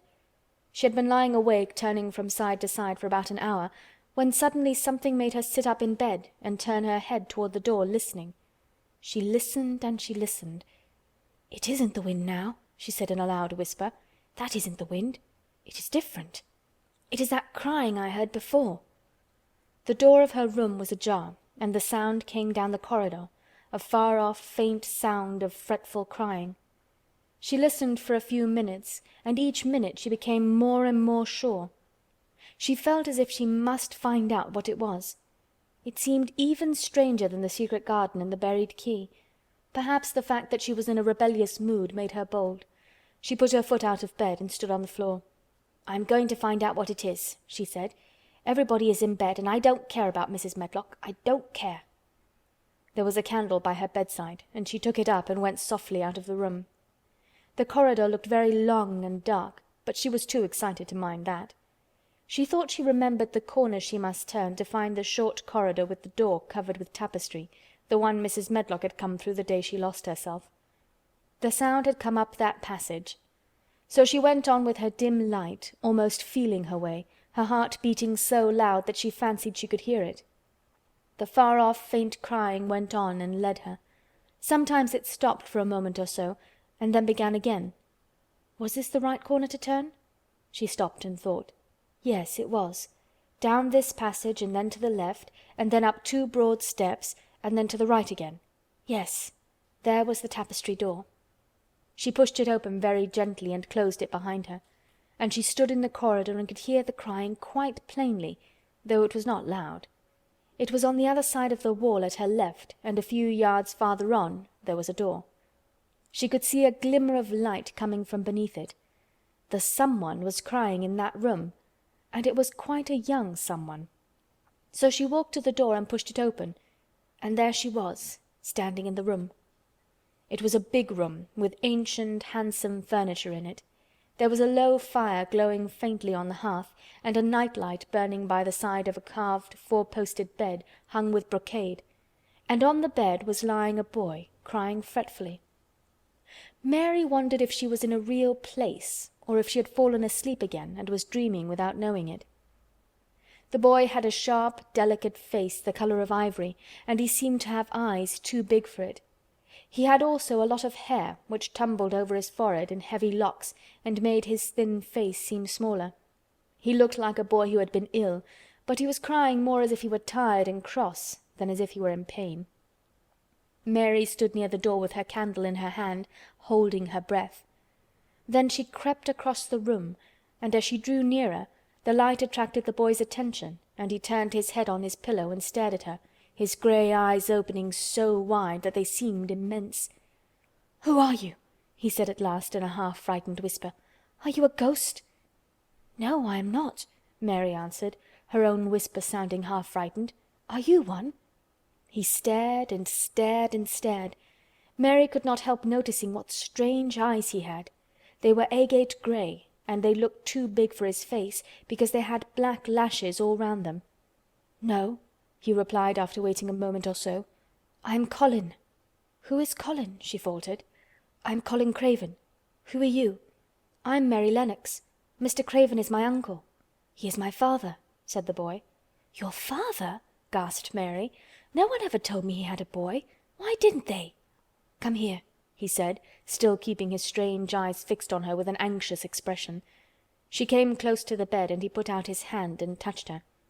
"You are real, aren't you?" he said. "I have such real dreams very often. You might be one of them."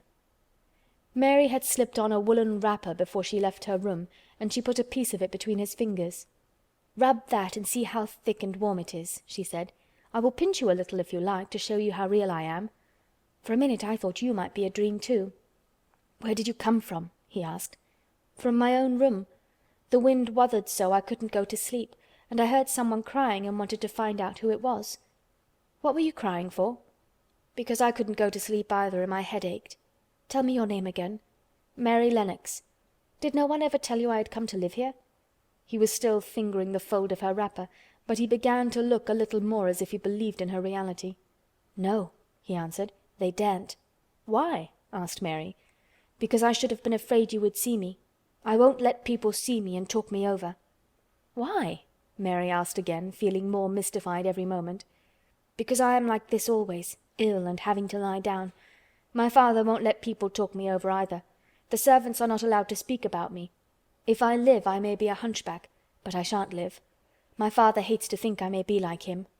"What a queer house this is," Mary said. "What a queer house. Everything is a kind of secret. Rooms are locked up and gardens are locked up. And have you been locked up?" "No. I stay in this room because I don't want to be moved out of it. It tires me too much."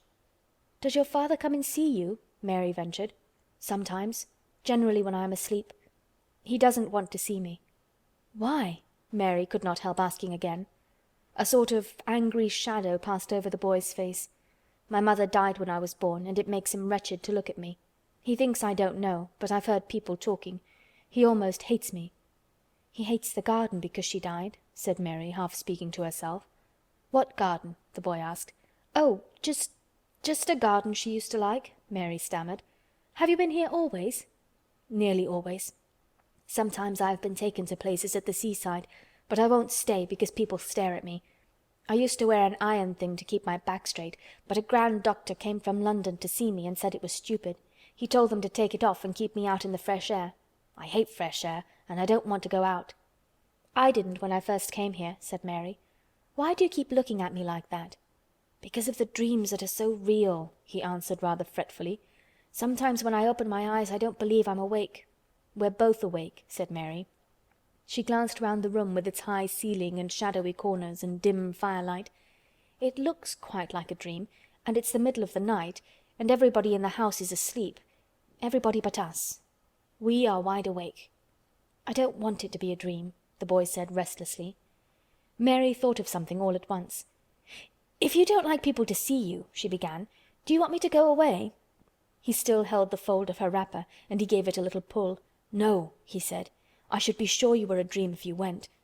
If you are real, sit down on that big footstool and talk. I want to hear about you." Mary put down her candle on the table near the bed and sat down on the cushioned stool. She did not want to go away at all. She wanted to stay in the mysterious, hidden-away room and talk to the mysterious boy. "What do you want me to tell you?" she said. He wanted to know how long she had been at Misselthwaite. He wanted to know which corridor her room was on.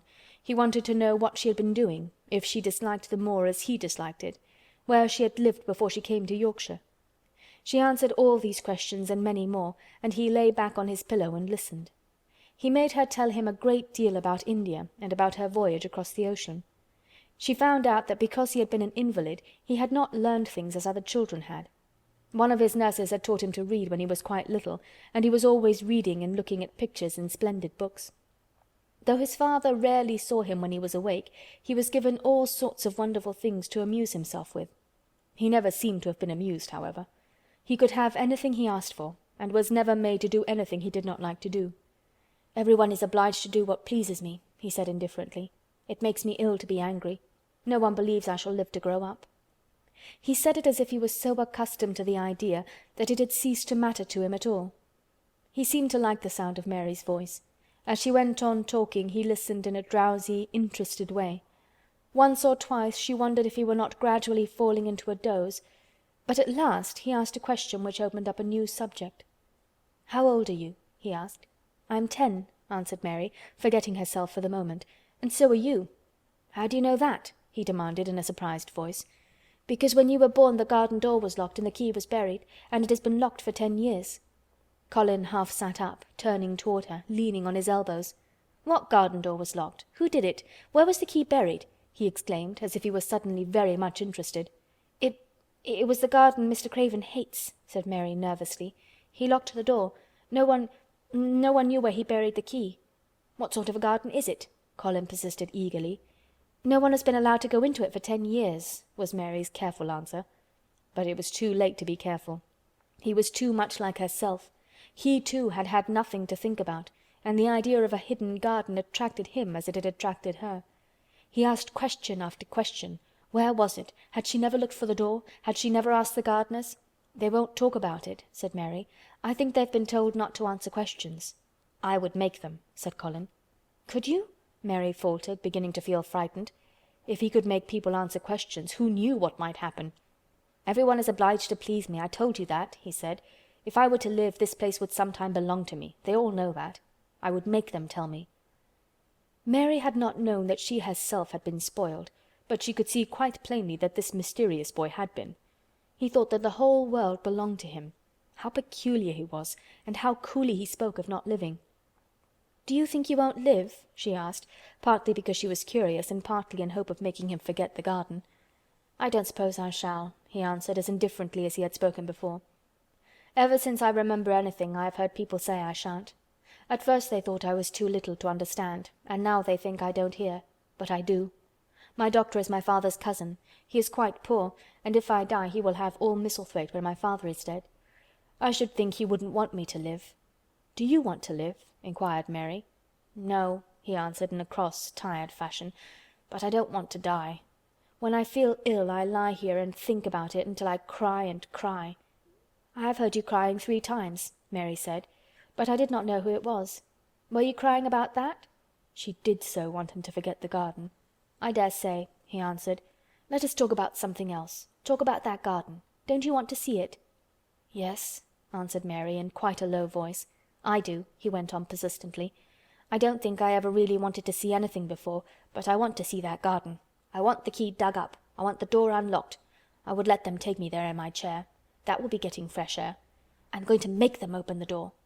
He had become quite excited, and his strange eyes began to shine like stars, and looked more immense than ever. "They have to please me," he said. "I will make them take me there, and I will let you go too." Mary's hands clutched each other. Everything would be spoiled, everything. Dickon would never come back. She would never again feel like a mistle thrush with a safe hidden nest. "Oh, don't do that!" she cried out. He stared as if he thought she had gone crazy. "Why?" he exclaimed. "You said you wanted to see it." "I do," she answered, almost with a sob in her throat. "But if you make them open the door and take you in like that, it will never be a secret again." He leaned still farther forward. "A secret," he said. "What do you mean? Tell me." Mary's words almost tumbled over one another. You see," she panted, "if no one knows but ourselves, if there was a door hidden somewhere under the ivy, if there was, and we could find it, and if we could slip through it together and shut it behind us, and no one knew anyone was inside, and we called it our garden, and pretended that we were mistle thrushes, and it was our nest, and if we played there almost every day, and dug and planted seeds, and made it all come alive—" "Is it dead?" he interrupted her. "It soon will be if no one cares for it," she went on. "The bulbs will live, but the roses—" He stopped her again, as excited as she was herself. "What are bulbs?" he put in quickly. "They're daffodils and lilies and snowdrops. They're working in the earth now, pushing up pale green points because the spring is coming." "Is the spring coming?" he said. "What is it like? You don't see it in rooms if you are ill." "It is the sun shining on the rain and the rain falling on the sunshine, and things pushing up and working under the earth," said Mary. "If the garden was a secret and we could get into it we could watch the things grow bigger every day and see how many roses are alive. Don't you see? Oh, don't you see how much nicer it would be if it was a secret?" He dropped back on his pillow and lay there with an odd expression on his face. "I never had a secret," he said, "except that one about not living to grow up. They don't know I know that, so it is a sort of secret. But I like this kind better." "If you won't make them take you to the garden," pleaded Mary, "perhaps—I feel almost sure I can find out how to get in sometime. And then, if the doctor wants you to go out in your chair, and if you can always do what you want to do, perhaps we might find some boy who would push you, and we could go alone, and it would always be a secret garden." "I should like that," he said very slowly, his eyes looking dreamy. "I should like that. I should not mind fresh air in a secret garden." Mary began to recover her breath and feel safer because the idea of keeping the secret seemed to please him. She felt almost sure that if she kept on talking and could make him see the garden in his mind as she had seen it, he would like it so much that he could not bear to think that everybody might tramp into it when they chose. "I'll tell you what I think it would be like if we could go into it," she said. "It has been shut up so long things have grown into a tangle, perhaps."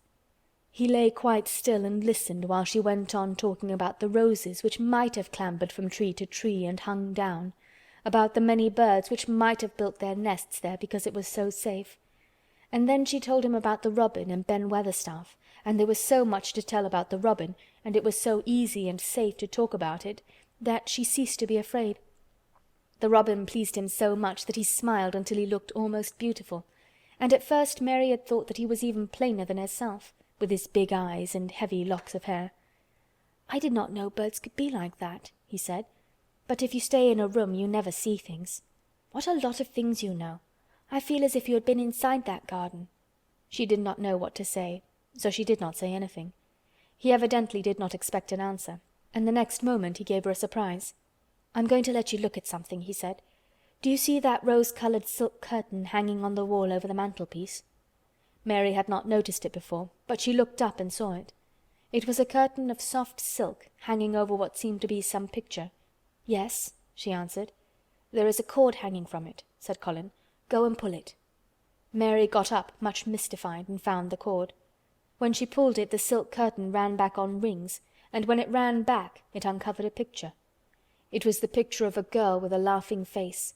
She had bright hair tied up with a blue ribbon, and her gay, lovely eyes were exactly like Colin's unhappy ones, agate grey and looking twice as big as they really were because of the black lashes all round them.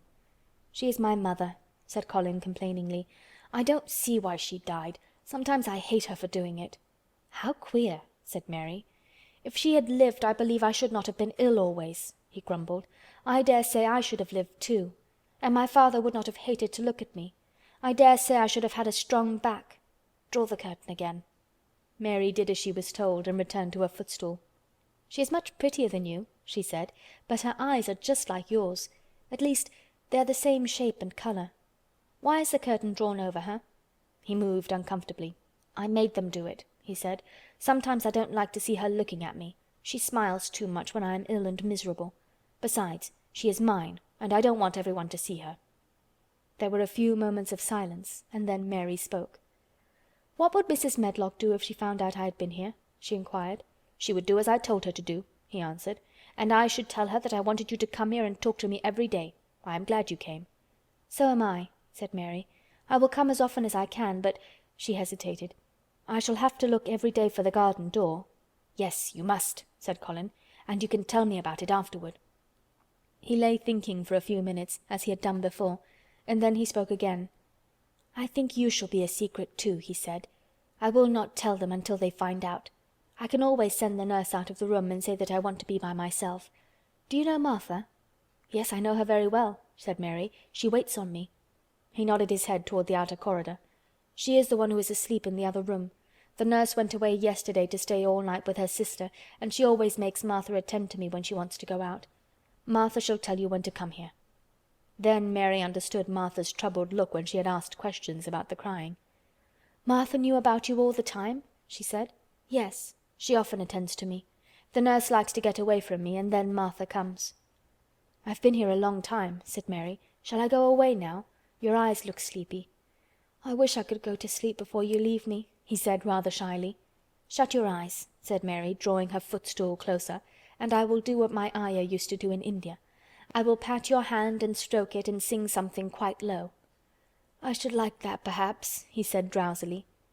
Somehow she was sorry for him and did not want him to lie awake, so she leaned against the bed and began to stroke and pat his hand and sing a very low little chanting song in Hindustani. "That is nice," he said, more drowsily still, and she went on chanting and stroking, but when she looked at him again, his black lashes were lying closed against his cheeks, for his eyes were shut and he was fast asleep. So she got up softly, took her candle, and crept away without making a sound. End of chapter 13. The Secret Garden by Frances Hodgson Burnett. Chapter 14. A Young Rajah.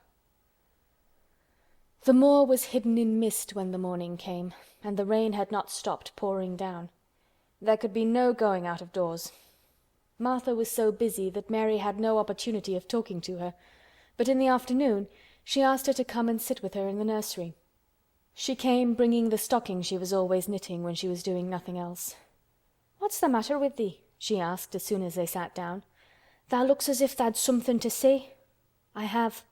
I found out what the crying was," said Mary. Martha let her knitting drop on her knee and gazed at her with startled eyes. "Tha hasn't!" she exclaimed. "Never!" "I heard it in the night," Mary went on, "and I got up and went to see where it came from.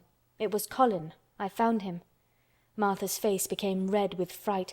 "Eh, Miss Mary," she said, half crying, "tha shouldn't have done it. Tha shouldn't. Tha'll get me in trouble. I never told thee nothing about him, but tha'll get me in trouble. I shall lose my place, and what'll mother do?" "You won't lose your place," said Mary. "He was glad I came. We talked and talked, and he said he was glad I came." "Was he?" cried Martha. "Art tha sure? Tha doesn't know what he's like when anything vexes him. He's a big lad to cry like a baby, but when he's in a passion he'll fair scream just to frighten us. He knows us daren't call our souls our own." "He wasn't vexed," said Mary. "I asked him if I should go away and he made me stay. He asked me questions and I sat on a big footstool and talked to him about India and about the robin and gardens. He wouldn't let me go. He let me see his mother's picture. Before I left him I sang him to sleep." Martha fairly gasped with amazement. "I can scarcely believe thee," she protested. "It's as if tha'd walked straight into a lion's den. If he'd been like he is most times, he'd have throwed himself into one of his tantrums and roused the house. He won't let strangers look at him." "He let me look at him. I looked at him all the time and he looked at me. We stared," said Mary. "I don't know what to do," cried agitated Martha. "If Mrs. Medlock finds out she'll think I broke orders and told thee, and I shall be packed back to mother." "He is not going to tell Mrs. Medlock anything about it yet. It's to be a sort of secret just at first," said Mary firmly. "And he says everybody is obliged to do as he pleases." "Aye, that's true enough, the bad lad," sighed Martha, wiping her forehead with her apron. "He says Mrs. Medlock must, and he wants me to come and talk to him every day. And you are to tell me when he wants me." "Me?" said Martha. "I shall lose my place, I shall for sure."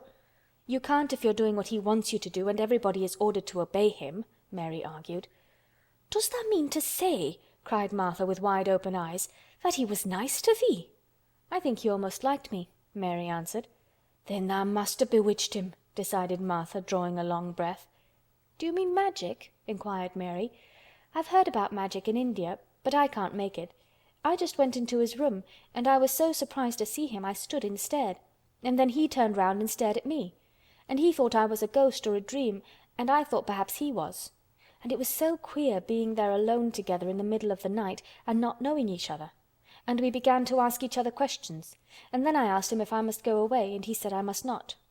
"The world's coming to an end," gasped Martha. "What is the matter with him?" asked Mary. "Nobody knows for sure and certain," said Martha. "Mr. Craven went off his head like when he was born. The doctor said he'd have to be put in asylum. It was because Mrs. Craven died, like I told you. He wouldn't set eyes on the baby. He just raved and said it'd be another hunchback like him and it had better die." "Is Colin a hunchback?" Mary asked. "He didn't look like one." "He isn't yet," said Martha. "But he began all wrong. Mother said that there was enough trouble and raging in the house to set any child wrong.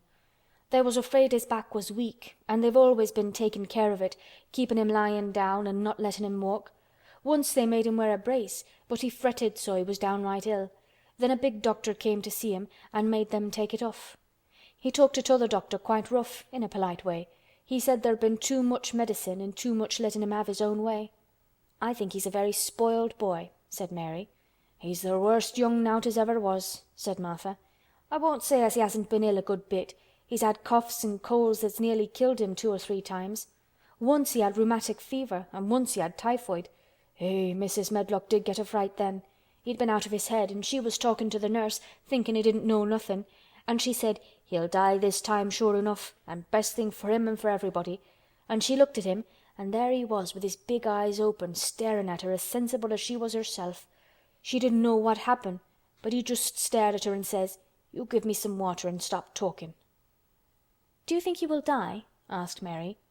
"Mother says there's no reason why any child should live that gets no fresh air and doesn't do nothing but lie on his back and read picture books and take medicine. He's weak and hates the trouble of being taken out of doors, and he gets cold so easy he says it makes him ill." Mary sat and looked at the fire. "I wonder," she said slowly, "if it would not do him good to go out into a garden and watch things growing. It did me good." "One of the worst fits he ever had," said Martha, "was one time they took him out where the roses is by the fountain. He'd been reading in a paper about people getting something he called rose cold, and he began to sneeze and said he'd got it, and then a new gardener as didn't know the rules passed by and looked at him curious. He threw himself into a passion and said he'd looked at him because he was going to be a hunchback. He cried himself into a fever and was ill all night." "If he ever gets angry at me, I'll never go and see him again," said Mary. "He'll have thee if he wants thee," said Martha.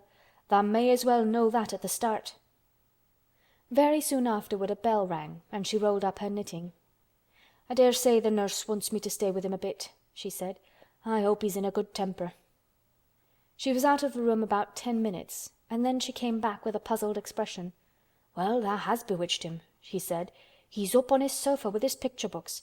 He's told the nurse to stay away until 6 o'clock. I'm to wait in the next room. The minute she was gone he called me to him and says, 'I want Mary Lennox to come and talk to me, and remember you're not to tell anyone. You'd better go as quick as you can.'" Mary was quite willing to go quickly. She did not want to see Colin as much as she wanted to see Dickon, but she wanted to see him very much. There was a bright fire on the hearth when she entered his room, and in the daylight she saw it was a very beautiful room indeed. There were rich colors in the rugs and hangings and pictures and books on the walls which made it look glowing and comfortable, even in spite of the gray sky and falling rain. Colin looked rather like a picture himself. He was wrapped in a velvet dressing gown and sat against a big brocaded cushion. He had a red spot on each cheek. "Come in," he said. "I've been thinking about you all morning." "I've been thinking about you too," answered Mary. "You don't know how frightened Martha is. She says Mrs. Medlock will think she told me about you, and then she will be sent away." He frowned. "Go and tell her to come here," he said. "She's in the next room." Mary went and brought her back. Poor Martha was shaking in her shoes. Colin was still frowning. "Have you to do what I please or have you not?" he demanded. "I have to do what you please, sir," Martha faltered, turning quite red. "Has Medlock to do what I please?" "Everybody has, sir," said Martha. "Well then, if I order you to bring Miss Mary to me, how can Medlock send you away if she finds it out?" "Please don't let her, sir," pleaded Martha. "I'll send her away if she dares to say a word about such a thing," said Master Craven grandly. "She wouldn't like that, I can tell you." "Thank you, sir," bobbing a curtsy. "I want to do my duty, sir." "What I want is your duty," said Colin more grandly still. "I'll take care of you. Now go away." When the door closed behind Martha, Colin found Mistress Mary gazing at him as if he had set her wondering. "Why do you look at me like that?" he asked her. "What are you thinking about?" "I'm thinking about 2 things." "What are they? Sit down and tell me." "This is the first one," said Mary, seating herself on the big stool. Once in India I saw a boy who was a Rajah. He had rubies and emeralds and diamonds stuck all over him. He spoke to his people just as you spoke to Martha. Everybody had to do everything he told them, in a minute. I think they would have been killed if they hadn't." "I shall make you tell me about Rajahs presently," he said. "But first tell me what the second thing was." "I was thinking," said Mary, "how different you are from Dickon." "Who is Dickon?" he said. "What a queer name." She might as well tell him. She thought she could talk about Dickon without mentioning the secret garden. She had liked to hear Martha talk about him. Besides, she longed to talk about him. It would seem to bring him nearer. "He is Martha's brother. He is 12 years old," she explained. "He is not like anyone else in the world. He can charm foxes and squirrels and birds, just as the natives in India charm snakes. He plays a very soft tune on a pipe, and they come and listen." There were some big books on a table at his side, and he dragged one suddenly toward him. "There is a picture of a snake charmer in this," he exclaimed. "Come and look at it." The book was a beautiful one with superb colored illustrations, and he turned to one of them. "Can he do that?" he asked eagerly. "He played on his pipe and they listened," Mary explained. "But he doesn't call it magic. He says it's because he lives on the moor so much and he knows their ways. He says he feels sometimes as if he was a bird or a rabbit himself, he likes them so. I think he asked the robin questions. It seemed as if they talked to each other in soft chirps." Colin lay back on his cushion and his eyes grew larger and larger and the spots on his cheeks burned. "Tell me some more about him," he said. "He knows all about eggs and nests," Mary went on, "and he knows where foxes and badgers and otters live. He keeps them secret so that other boys won't find their holes and frighten them. He knows about everything that grows or lives on the moor." "Does he like the moor?" said Colin. "How can he when it's such a great, bare, dreary place?" "It's the most beautiful place," protested Mary.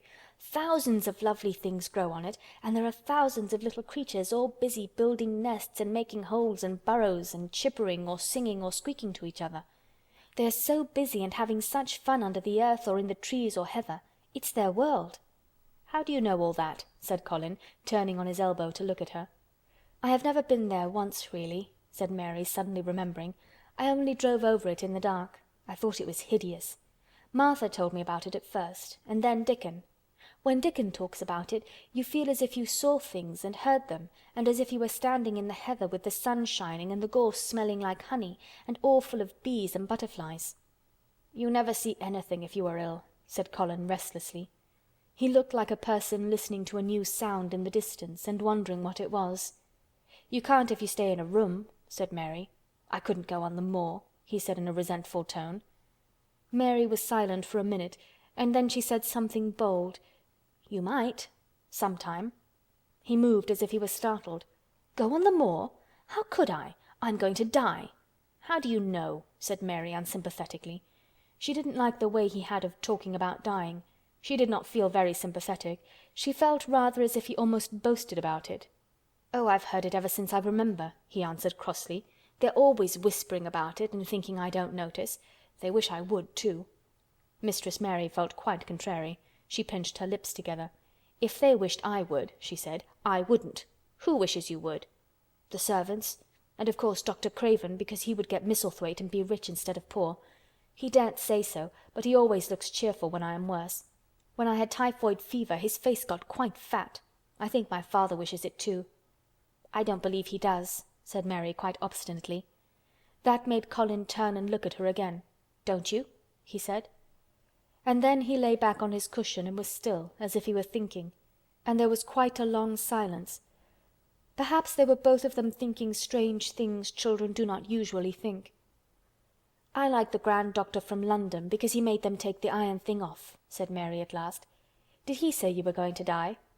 "No." "What did he say?" "He didn't whisper," Colin answered. "Perhaps he knew I hated whispering. I heard him say one thing quite aloud.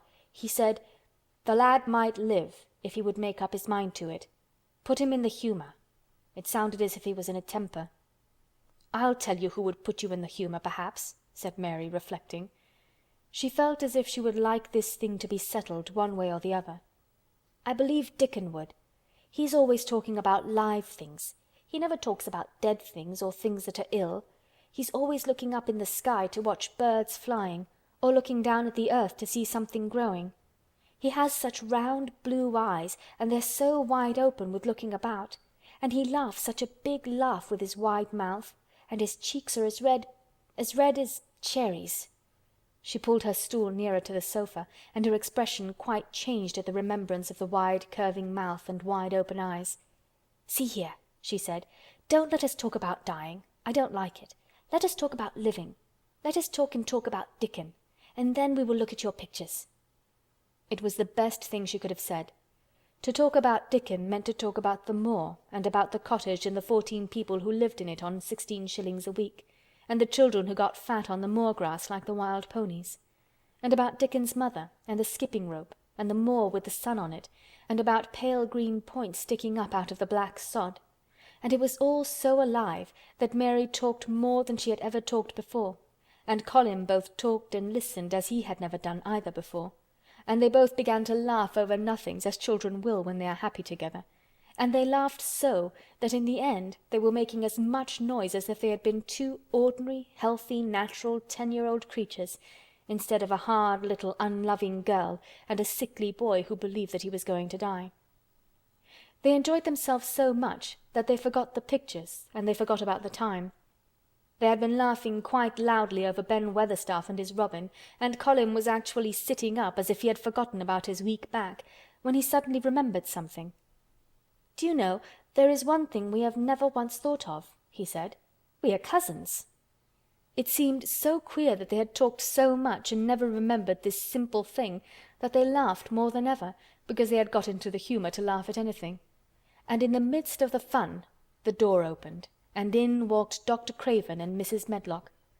Dr. Craven started in actual alarm, and Mrs. Medlock almost fell back because he had accidentally bumped against her. "Good Lord!" exclaimed poor Mrs. Medlock, with her eyes almost starting out of her head. "Good Lord!" "What is this?" said Dr. Craven, coming forward. "What does it mean?" Then Mary was reminded of the boy Rajah again. Colin answered as if neither the doctor's alarm nor Mrs. Medlock's terror were of the slightest consequence.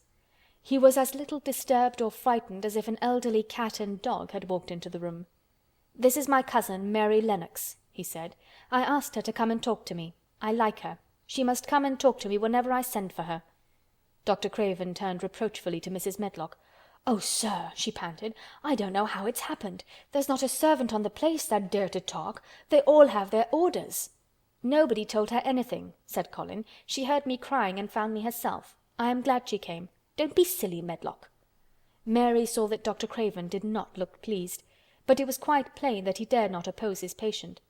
He sat down by Colin and felt his pulse. "I am afraid there has been too much excitement. Excitement is not good for you, my boy," he said. "I should be excited if she kept away," answered Colin, his eyes beginning to look dangerously sparkling. "I am better. She makes me better.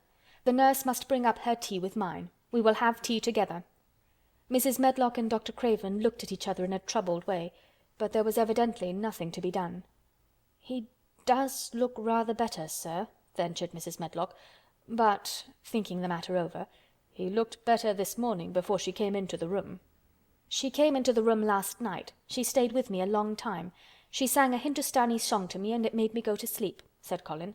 "I was better when I wakened up. I wanted my breakfast. I want my tea now. Tell nurse, Mrs. Medlock." Dr. Craven did not stay very long. He talked to the nurse for a few minutes when she came into the room, and said a few words of warning to Colin. He must not talk too much. He must not forget that he was ill. He must not forget that he was very easily tired. Mary thought that there seemed to be a number of uncomfortable things he was not to forget. Colin looked fretful and kept his strange black-lashed eyes fixed on Dr. Craven's face. "I want to forget it," he said at last. "She makes me forget it. That is why I want her." Dr. Craven did not look happy when he left the room. He gave a puzzled glance at the little girl sitting on the large footstool. She had become a stiff, silent child again as soon as he entered, and he could not see what the attraction was.